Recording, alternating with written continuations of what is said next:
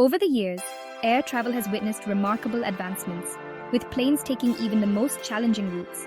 Flights from North America to Europe or Asia crossing the North Pole is one such feat that would have been deemed impossible in the past. However, there is one exception. Even today, airplanes don't fly over the Pacific Ocean. Instead, they prefer to take a curved route over the Pacific Ocean, which may seem counterintuitive to saving time. So, what is it about the Pacific Ocean that keeps airlines at bay? Let's find out. The cost of flying plays a big role in the flight path. The name of the game in air travel is saving both time and money.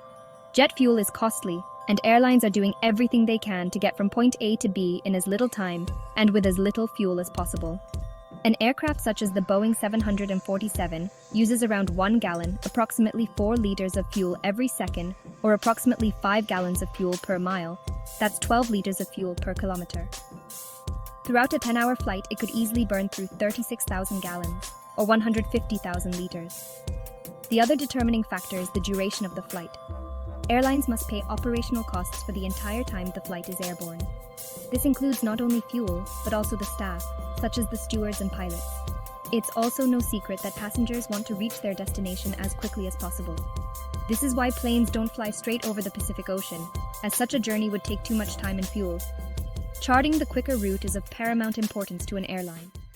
The routes chosen by airlines have a lot to do with the curvature of the Earth. The Earth is not a perfect sphere. It is a bit flatter at the poles, and it has what is known as an equatorial bulge. This is due to the rotation on its axis. Earth's diameter at the equator is 7,926 miles, or 12,756 kilometers, while at the poles it's 7,900 miles, or 12,714 kilometers. This means the distance between 2 points on the Earth is different from all paths. Flying the Great Circle route, which is around the smaller circumference of the Earth, saves a huge amount of time and fuel. Airlines also choose routes that include jet streams, fast-flowing, narrow air currents, and tailwinds reaching over 200 miles per hour. By flying in these wind corridors, flights can get to their destination quicker, while consuming a lot less fuel. A curved route may also help avoid opposing jet streams and turbulence. Planes don't fly over the Pacific Ocean due to a lack of potential landing destinations in the event of an emergency. But how does flying in a curved route save time and fuel? Planes don't fly over the Pacific Ocean due to a lack of potential landing destinations in the event of an emergency.